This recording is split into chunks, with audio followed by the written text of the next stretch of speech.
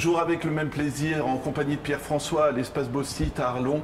Très belle exposition et je commence tout de suite, hommage à la Terre, à l'univers un petit peu, avec 4 artistes. Hein. Oui, c'est une exposition qui est entièrement consacrée à la céramique. C'est la première fois en fait sur les 20 ans de programmation que l'on ait vraiment accordé cette part importante à la céramique. Je crois que c'est aussi parce qu'on est pluridisciplinaire, on a ce souci de la diversité, et en même temps on constate que la céramique sur la scène de l'art contemporain connaît vraiment un très bel essor.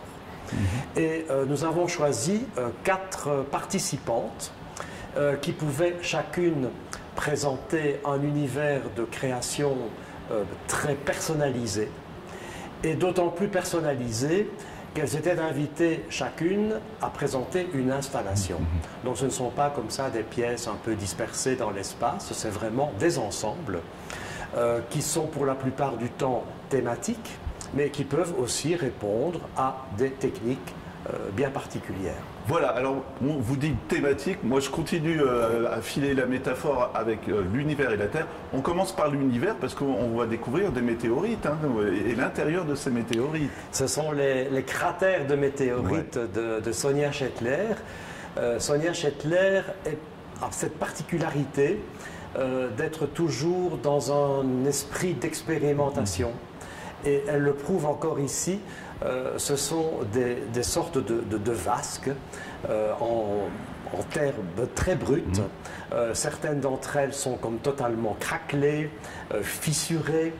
Et l'on voit sur cette matière brute s'installer des matériaux un peu inhabituels, fort inattendus. Et c'est la particularité justement de son travail, c'est de mélanger à l'argile des matériaux qui ne sont pas du tout usuels dans le domaine de la céramique. Alors elle va vers des résultats totalement inattendus, parfois des résultats qui ne sont pas convaincants, mais d'autres qui le seront vraiment. Et on en a la preuve ici quand par exemple on voit des coulures d'émail sur certaines de ces terres. Je dirais, pour utiliser une métaphore pâtissière, on dirait vraiment une glaçure sur un gâteau, c'est vraiment ça. Et à d'autres moments, on voit aussi du verre qui a provoqué toute une série de petites bulles, et l'on voit au fond de ces cratères comme une mousse de couleurs, et on les voit dans plusieurs de ces pièces, ces couleurs qui varient comme ça dans des nuances très subtiles. Voilà, et ce que je trouve passionnant dans cette exposition, c'est qu'on peut projeter, moi, vous parlez de métaphore pâtissière, moi j'imagine que ça vient de l'espace, et ça peut être des traces d'autres planètes qui étaient à l'intérieur, et ça donne des couleurs différentes, enfin... Tout ce qu'on voit dans les recherches aussi scientifiques, hein, finalement. Moi, j'ose lancer cette image. Après, c'est tout à fait logique. On part sur la céramique, on est sur Terre, mais là aussi, c'est brut et ça devient épuré, on va dire. Hein. C'est-à-dire que là, c'est un peu 2 installations qui sont proches l'une de l'autre, qui sont de Marie Chantelot, qui travaille beaucoup la porcelaine et la technique du transfert. Et Marie Chantelot présente 2 installations, dont l'une qu'elle intitule Pavé Tag et l'autre qu'elle intitule Cénote. Alors, je vais parler de ces cénotes en question. Donc, c'est un terme d'origine espagnole et qui désigne, soit en Amérique centrale ou en Amérique du Nord, de véritables puits. Des puits naturels qui peuvent être très profonds, qui peuvent atteindre plusieurs centaines de mètres et qui font d'ailleurs souvent le bonheur des plongeurs. Et ces puits sont parfois en connexion avec la mer directement et on les appelle des trous bleus. Et donc l'installation de Marie Chantelot, elle figure un peu ces cénotes, c'est-à-dire un ensemble de 300 pièces qui chacune va prendre une dimension un petit peu plus grande à chaque fois qu'on se rapproche de la périphérie, et l'on voit à l'intérieur de ces pièces de porcelaine du bleu, c'est l'eau en fait, et c'est du verre qu'elle a pilé et qu'elle a fait fondre, et on voit un peu tous ces cristaux de verre qui se sont constitués au moment du refroidissement du verre. Et c'est très très beau parce que c'est un verre très dense, un verre très pur qui vient animer chacune de ces pièces. Et quand on tourne autour justement de cette création, justement on apprécie vraiment les nuances, hein, parce que malgré tout il y a l'effet de relief et de couleur. L'effet de relief parce qu'on voit que ces petites formes vont peu à peu s'incliner vers le bord, au fur et à mesure aussi que la densité de verre a augmenté, puisqu'elle part, dit-elle, d'1 gramme de verre pour aboutir à la périphérie à 3,5 grammes de verre, pour être extrêmement précis. Merci de cette précision, Pierre. Voilà. Du fin fond des grottes, on va vers le ciel alors maintenant. C'est-à-dire qu'il y a un mur. Bon. Alors pourquoi un mur? Eh bien parce que c'était l'idée d'une installation d'un mur qui n'est plus très solide et qui se met petit à petit à s'écrouler. Oui. Voilà, c'est un écroulement à partir de pavés. Donc elle les appelle des pavés tags. Pourquoi? Parce que d'un côté, elle a réalisé de façon volontairement très irrégulière ces petits blocs, ces petits pavés.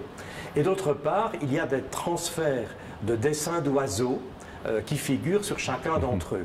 Et puis, on voit aussi de ces pavés qui sont plus monochromes, dans des tons beige, dans des tons mastiques, dans des tons de brun aussi. Certains qui présentent des petits grains aussi, ça c'est parce que l'émail contient davantage de fer. Donc il y a toute une série de techniques également qui vont donner des résultats très différents. Et alors on voit ce mur, et au fur et à mesure que l'on passe d'une couche à l'autre de pavés comme ça, on le voit de plus en plus branlant, et puis finalement tous ces pavés se retrouvent au sol parce que le mur s'est complètement écroulé. Voilà, alors on est passé de l'univers à la Terre, on passe à la vie avec des alvéoles sur lesquelles, encore une fois, sur lesquelles on peut encore projeter tout ce qu'on veut, hein, donc, et avec de la couleur, c'est ça? Oui, Catherine Vermeeren, elle souhaitait présenter des structures alvéolaires. Elle dit elles sont punchy. Donc elle les voulait joyeuses, elle les voulait éclatantes, elle les voulait vraiment dans des coloris très vifs. Et c'est ce qu'elle présente ici, à côté de quelques autres pièces, 3 pièces en suspension, qui sont dans des tonalités fort différentes et qu'elle intitule Les Grands Silences. Mais c'est vrai, on disait tout à l'heure, ça fait penser au corail, à l'éponge, voilà, à l'alvéole, à la ruche aussi. Voilà. Absolument. Et on continue, alors dans la métaphore de la vie, parce que là, pour moi, c'est un régal, je vois une logique dans cette exposition, avec des pièces brutes sur des formes, on peut dire que c'est un travail sur des formes, mais vous avez l'explication du coup, parce que ce ne sont pas que des formes, quoi. Ce ne sont pas que des formes, puisqu'elles représentent les organes vitaux. Donc les organes vitaux, de nouveau, dans une matière beaucoup plus brute, certaines céramiques étant émaillées, d'autres ne le sont pas, donc il y a un effet très mat, et l'on voit les reins, on voit le cœur, on voit les poumons, mais encore une fois, cette expression de la vie, dans ce qu'elle a de fondamental, dans ce qu'elle a d'essentiel, elle l'a interprété aussi, donc ça ne se veut pas une représentation documentaire des organes vitaux. Et justement, c'est ça qui fait que quand on arrive devant, on peut dire que c'est une expérience sur du travail sur la céramique, et après on découvre ça, quoi. Oui, et j'entends d'ailleurs les visiteurs interpréter ces formes de différentes manières, et c'est d'ailleurs assez drôle de les écouter s'exprimer à ce sujet. Autre installation impressionnante, alors on l'appelle ossuaire, mais on peut être aussi hommage à la cellule, comme vous me l'avez expliqué. Hein. Oui, Sylvie Hoffmann est donc la 4e céramiste participante, et elle est dans 2 installations bien particulières. Alors ça contraste très fort évidemment avec les couleurs extrêmement vives de Catherine Vermeeren. Ce sont les parchemins. Donc elle utilise beaucoup l'argile blanche, elle utilise aussi la porcelaine papier, qui est une porcelaine qui contient de la fibre de papier et qui va permettre énormément de souplesse dans la manipulation. Et l'on voit ces rouleaux qui vraiment peuvent faire penser à de vieux documents. Par les couleurs un peu passées, un peu désuètes. De temps en temps, quelques respirations, parce que certains ont été traités au cobalt. Et puis, quelques fils de cuivre qui viennent comme ligature et qui captent très bien la lumière, ce qui donne aussi un peu plus de relief encore à cette installation. Et alors, en effet, ossuaire, eh bien, ossuaire, c'est spectaculaire dans la mesure où Sylvie Hoffmann a réuni 3000 pièces. Et elle dit elle-même, c'est en effet la cellule, c'est le retour aux origines de la vie. Et cette construction, parce que c'est très construit, on voit les nuances qui sont de plus en plus claires, on voit les formes plus foncées aboutir à des formes plus blanches, parce qu'il y a tout un dégradé. Et elle obtient ce dégradé aussi à partir d'une matière industrielle qu'on appelle la vermiculite, et dont elle a aussi tapissé complètement le sol, ce qui donne un effet très doux. On éclaire très peu. Et en même temps, certains diront, c'est un peu comme un lieu de recueillement.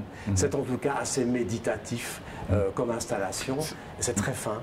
Est-ce que vous seriez d'accord? C'est ce que je me disais aussi. Il se dégage une grande sérénité de toute cette exposition, finalement, avec des couleurs douces, de la matière vraiment, encore une fois, belle, mais esthétiquement très belle, quoi, tout simplement. La matière est très belle. Les techniques sont extrêmement bien maîtrisées aussi. C'est de très très haut niveau de réalisation. Et alors, on a aussi proposé aux artistes de venir avec quelques pièces, des petites choses présentées en vitrine. C'est ce qu'on appelle le comptoir des petites formes, qui permet aux visiteurs d'emporter directement une pièce ou l'autre qu'ils souhaitent acquérir. On les retrouve donc au comptoir des petites formes en même temps qu'un autre céramiste qui s'appelle Philippe Guichard et que nous avons également invité pour justement cette partie-là de l'exposition dans laquelle il va présenter dans 2 vitrines des réalisations très contemporaines en céramique également. Voilà, il faut en profiter parce que ce sont des pièces qu'on peut ramener en souvenir de cette exposition. C'est quand même une belle occasion. Et découvrir encore la qualité du travail. Et comme vous le dites, il y a plusieurs techniques finalement. C'est assez passionnant hein, quand on se promène. Ah oui, d'ailleurs, comme on le disait au début, c'était intéressant de montrer à quel point il y a une infinité de réalisations possibles et une créativité débordante avec des techniques extrêmement débordantes et des techniques très raffinées aussi. Voilà, c'est ça, le raffinement. Voilà. Toute dernière question, Pierre, toujours la même, jusque quand et puis comment on se renseigne? Eh bien, on se renseigne sur le site www.espacebauxite.be, à savoir aussi que les dimanches 11 et 18 décembre, l'exposition sera également ouverte de 15h à 18h, en dehors des heures de la semaine, bien sûr.